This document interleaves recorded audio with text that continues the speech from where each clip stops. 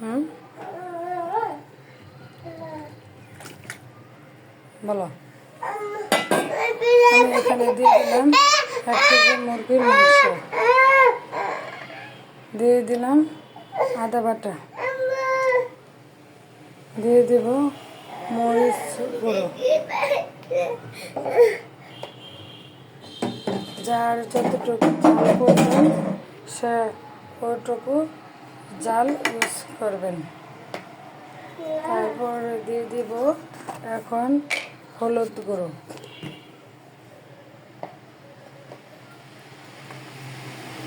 আপনাদের যতটুকু হলুদ প্রয়োজন পরিমাণ মতো এতটুকু দিয়ে দেবেন। আমি 1 কেজি মাংসের হলুদ গুঁড়ো দিয়ে দিলাম।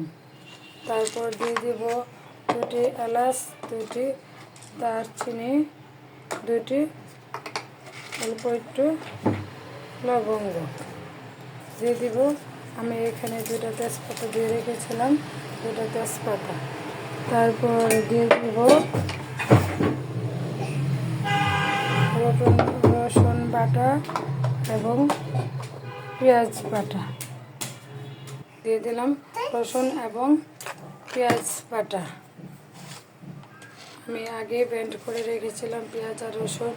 এখন দিয়ে দেব পরিমাণ মতো লবণ, যার যতটুকু প্রয়োজন লবণটুকু পরিমাণ মতো দিবেন। কেউ একটু কম খায়, কেউ একটু বেশি খায়, ওই পরিমাণ মতো দিয়ে দিতে হবে লবণটুকু। এখন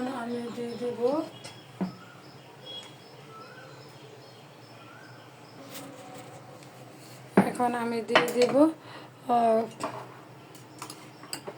একটু জিরে গুঁড়ো।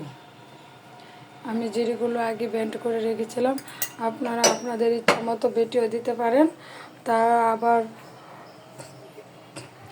জিরাগুলো ব্লেন্ড করেও দিতে পারেন। আমি আগে ব্লেন্ড করেছি, এখন আমি ওইগুলোকে ভালোভাবে মিক্সড করব। এখন দিয়ে দেবো পরিমাণ মতো তেল।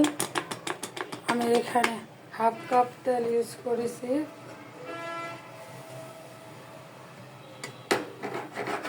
আবার এখন সবগুলো মশলা এবং মাংসটুকু ভালোভাবে মিক্সড করে নেবেন।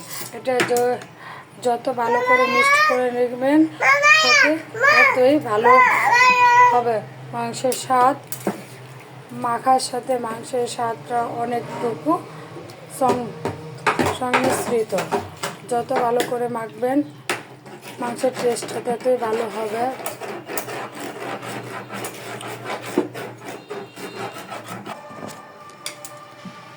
আমার মাংসটা এখন ভালোভাবে মিশ্রণ হয়ে গেছে।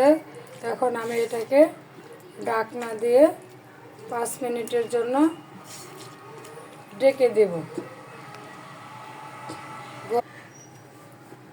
এখন আমি ওইটাকে ঢাকনা দিয়ে ভালো করে ঢেকে দিব।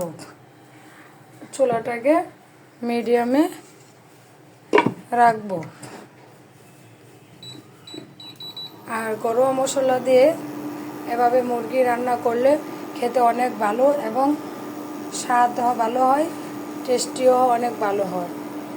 মাংসগুলো অনেক স্মুথ এবং সফট হয়। 5 মিনিট হয়ে গেছে, এখন আমি ঢাকনাটা উঠাই নেব। এটা আবার একটু সুন্দর করে নেড়ে চেড়ে দেবো।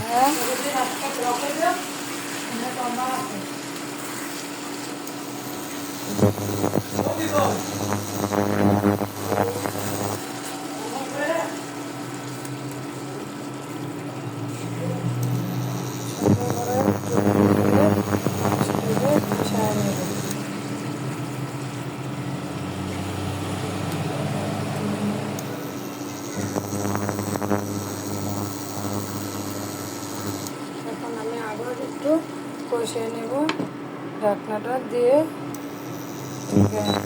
চুলাটাকে লো করে, আপনারা রান্না করার সময় চুলাটাকে একটু লো করে মাংসটাকে ভালোভাবে কষিয়ে নেবেন। মাংস কষানো না হলে মাংসের স্বাদ টেস্টি ভালো আসবে। এখন আমি ঢাকনাটাকে আবার উঠিয়ে নেব। উঠিয়ে নেওয়ার পর ভালো করে একটু নেড়ে চেড়ে দেবো। দেখেন মাংসের মধ্যে কোনো পানি ইউজ করতে হবে না। মুরগির মাংস থেকে এমনিতে অনেকটুকু পানি উঠে গেছে, আমি আর পানি ইউজ করবো না। বাঙালির স্বাদে কীভাবে মুরগি রান্না করতে হয় ওইটা আমি আপনাদের সাথে শেয়ার করবো। দেখেন মাংসের কালারটা কত সুন্দর হয়েছে। ঝোলটা যখন একটু আর একটু ঘন হয়ে আসবে মনে করবেন যে মাংস কষানো হয়ে গেছে। মাংসটাকে আরেকবার ঢেকে দিব ঢাকনা দিয়ে। তখন আমি ঢাকনাটা দিয়ে উঠে নিলাম। মাংসের ঝোলটা একটু দুপত্তা হয়ে গেছে, মাংসটা কষানো হয়ে গেছে। এখন আমি দুটো আলু কেটে দিয়ে দিলাম আমার ছেলের জন্য। আপনারা যারা আলু পছন্দ করেন তাদের জন্য একটা বা দুটো আলু ইউজ করতে পারেন, কারণ আমি আলু না দিলে আমার ছেলে একটু পোস্তা খাবে না, শুধু আলুর জন্য কান্না করবে। তাই আমি একটা দুটো আলু কেটে আর আলুগুলো আমি আগে দিয়ে আলুটাকে জড়িয়ে নিই। এখন আমি আবার ঢাকনা দিয়ে ঢেকে দিব, ঢেকে দিয়ে আলুটা দিয়ে আরেকটু কষিয়ে নিব। ঢাকনাটা উঠিয়ে নিলাম, এখন একটু ভালো করে নেড়ে চেড়ে দেবো।